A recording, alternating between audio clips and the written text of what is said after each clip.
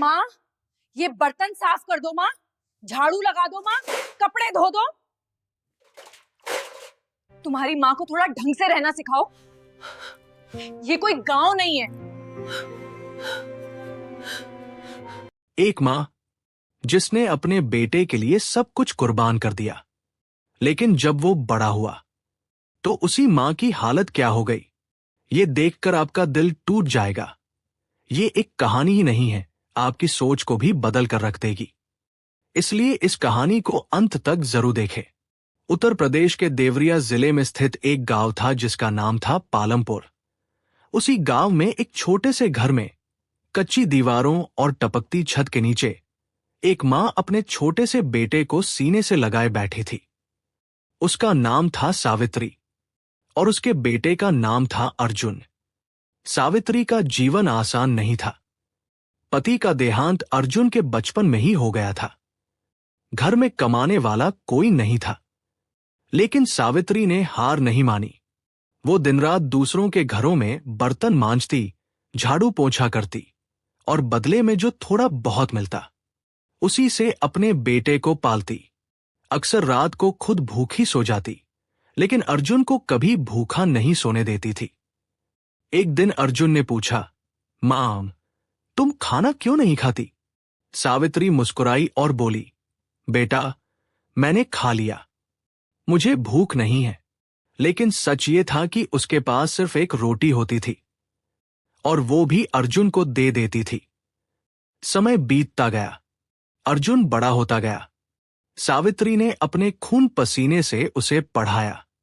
उसने हर वो काम किया जो एक मां अपने बच्चे के लिए कर सकती है।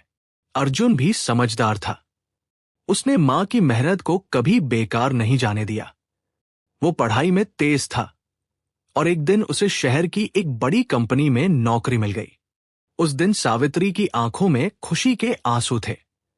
उसने आसमान की तरफ देखा और कहा, हे भगवान, आज मेरी मेहनत सफल हो गई। शहर में काम करते करते अर्जुन की मुलाकात एक अमीर लड़की रिया से हुई। रिया बड़े घर की लड़की थी।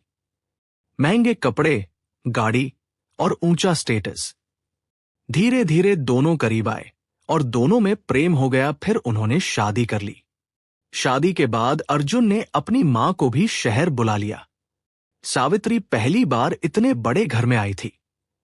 सब कुछ नया था, लेकिन उसका दिल खुश था क्योंकि वो अपने बेटे के साथ थी। शुरू शुरू में रिया ने सावित्री से अच्छे से बात की, लेकिन कुछ ही दिनों में उसका असली रंग सामने आ गया। रिया को सावित्री का गांव वाला तरीका, सादगी और पुराने कपड़े पसंद नहीं थे। एक दिन उसने अर्जुन से कहा, तुम्हारी मां को थोड़ा ढंग से रहना सिखाओ, ये कोई गांव नहीं है। अर्जुन ने हल्के में लिया, लेकिन धीरे धीरे रिया का व्यवहार बदलता गया। रिया ने सावित्री से घर के सारे काम करवाने शुरू कर दिए। मां, ये बर्तन साफ कर दो। मां, झाड़ू लगा दो। मां, कपड़े धो दो। धीरे धीरे वो उसे मां नहीं, बल्कि काम वाली की तरह ट्रीट करने लगी। सावित्री सब सहती रही, क्योंकि वो अपने बेटे की खुशी चाहती थी। एक दिन पड़ोस वाली ने पूछा, आप यहां काम करती हैं? सावित्री मुस्कुरा दी और बोली, हां, मैं यहां काम करती हूं। उसने सच छुपा लिया, क्योंकि वो अपने बेटे की इज्जत नहीं गिराना चाहती थी। अर्जुन ऑफिस में व्यस्त रहता, उसे घर की सच्चाई पता ही नहीं चलती। रिया उसके सामने बहुत अच्छा व्यवहार करती और पीछे से सावित्री को ताने देती, तुम्हारी वजह से लोग हमारा मजाक उड़ाते हैं। तुम्हारे कपड़े देखो, कितनी शर्म आती है। सावित्री चुप रहती, बस आंसू बहाती। एक रात तेज बारिश हो रही थी। सावित्री बुखार में थी, लेकिन फिर भी रसोई में खड़ी खाना बना रही थी। उसके हाथ कांप रहे थे, आंखों में आंसू थे। तभी रिया आई और बोली, इतनी देर क्यों लगा रही हो? जल्दी खाना बनाओ। सावित्री की हालत देखकर भी उसे कोई फर्क नहीं पड़ा। उसी रात अर्जुन जल्दी घर आ गया। उसने अपनी मां को उस हालत में देखा, पसीने से भीगी, कांपती हुई और रोती हुई। उसका दिल टूट गया। उसने पूछा, मां, ये सब क्या है? सावित्री चुप रही, लेकिन तभी नौकर ने सच्चाई बता दी। साहब, आपकी मां पूरे दिन काम करती है। अर्जुन सब समझ गया।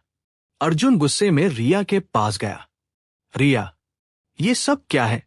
रिया पहले तो बहाने बनाने लगी, लेकिन सच्चाई सामने आ चुकी थी। अर्जुन की आंखों में आंसू थे। जिस मां ने मुझे इस मुकाम तक पहुंचाया, तुमने उसे नौकरानी बना दिया। रिया चुप थी। अर्जुन ने गहरी सांस ली और कहा, आज मुझे चुनना है, या तो वो मां जिसने मुझे जिंदगी दी, या वो रिश्ता जिसने मुझे उससे दूर कर दिया। कमरे में सन्नाटा छा गया और फिर अर्जुन ने फैसला सुनाया, मैं अपनी मां को चुनता हूं। अर्जुन ने अपनी मां का हाथ पकड़ा। मां, चलो, अब हम यहां नहीं रहेंगे। सावित्री की आंखों से आंसू बह रहे थे, लेकिन इस बार ये आंसू दर्द के नहीं, खुशी के थे।